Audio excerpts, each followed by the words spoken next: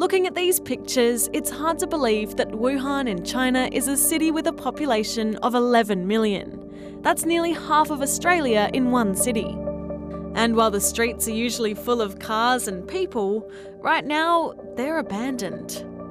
People are being forced to stay in their homes or in specially designed centres to try to stop the spread of the coronavirus COVID-19 as part of what's been called the biggest quarantine operation in human history. Quarantine is something that's been used to stop the spread of diseases for thousands of years. But the name actually comes from Venice. In the 1300s, authorities there were trying to stop the spread of the bubonic plague, or Black Death, which was killing millions of people throughout Europe.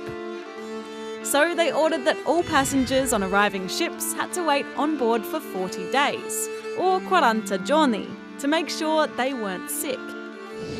Eventually, that became quarantine. It's always been controversial because it means taking away people's freedom just because they're sick or because there's a chance they're sick. But for centuries, it was one of the few things we could do to stop the spread of deadly diseases like yellow fever, cholera, smallpox, and the Spanish flu. This is a quarantine station that was built in Australia in the 1800s. People were sent here when they arrived by boat so that authorities could make sure that they were healthy. I guess smallpox was one of the first diseases that was dealt with here.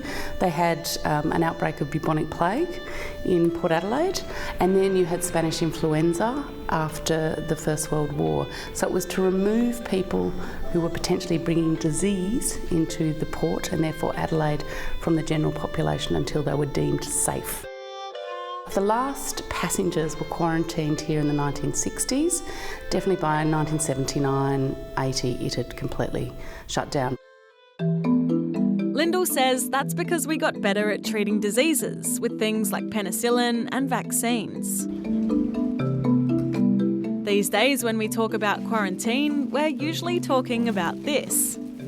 Australia has some of the strictest quarantine laws in the world when it comes to the plants and animals that are allowed in the country. But it's really rare to hear about people being quarantined.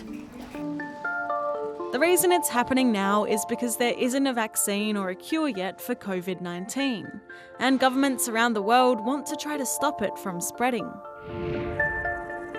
Last week, a group of Australians were sent into quarantine in the Northern Territory after being stuck for weeks on board a cruise ship, where some cases of the virus were found. Meanwhile, another group of Australians were reunited with friends and family after spending 2 weeks quarantined on Christmas Island. At first I was like, I don't want to go, I want to go back to Daddy.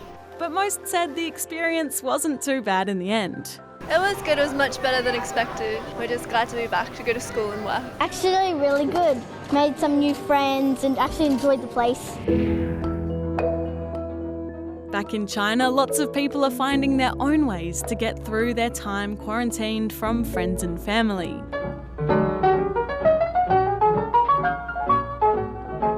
While it's a scary and sad time for a lot of people, they're hoping it'll be over soon, so life can get back to normal.